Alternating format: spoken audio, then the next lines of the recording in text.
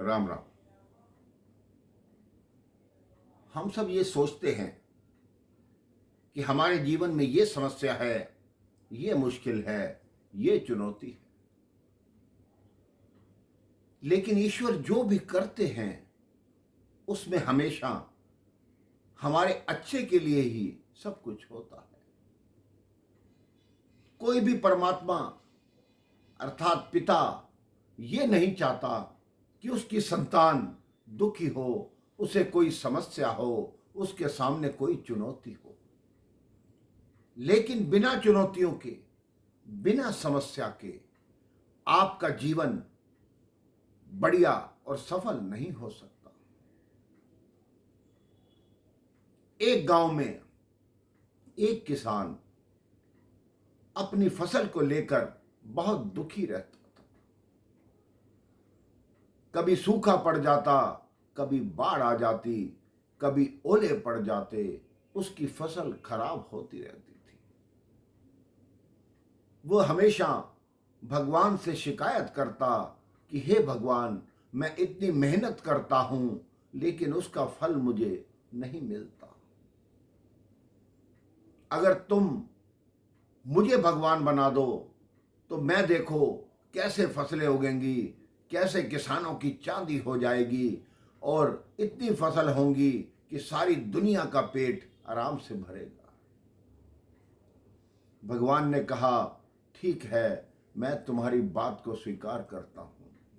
उस किसान ने कहा, केवल एक वर्ष के लिए ये जो मौसम है उसे मेरे हिसाब से चलना चाहिए।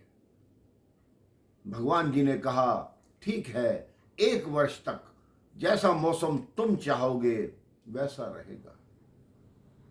अब किसान प्रसन्न हो गया।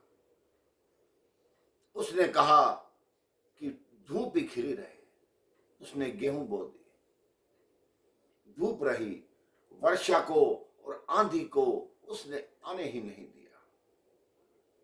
जब एक वर्ष पूर्ण होने को आया, जब उस फसल का समय आया, उसने देखा इतनी फसल हुई है और फसल लहला रही है, उसके आनंद की सीमा न रही। वो कहता कि मैंने ही कहा था ऐसा मौसम हो, तभी इतनी बढ़िया फसल हुई है, अन्यथा भगवान होते तो ओले गिरते, बारिश होती और ये फसल खराब हो जाती। लेकिन जब वो फसल काटने पहुंचा, अपने सिर पर हाथ रखकर भूमि पर बैठ गया, क्योंकि फसल तो पूरी थी लेकिन गेहूं की बाली के अंदर गेहूं का एक दाना भी नहीं था। उसने कहा, ये क्या हुआ, मैंने इतनी मेहनत की। तब भगवान जी ने प्रकट होकर कहा, तुमने जो किया है ये उसी का फल है। किसान ने कहा, मैं समझा नहीं। भगवान ने कहा, तुमने इन पौधों को संघर्ष नहीं करने दिया, तुमने इनको आराम दिया।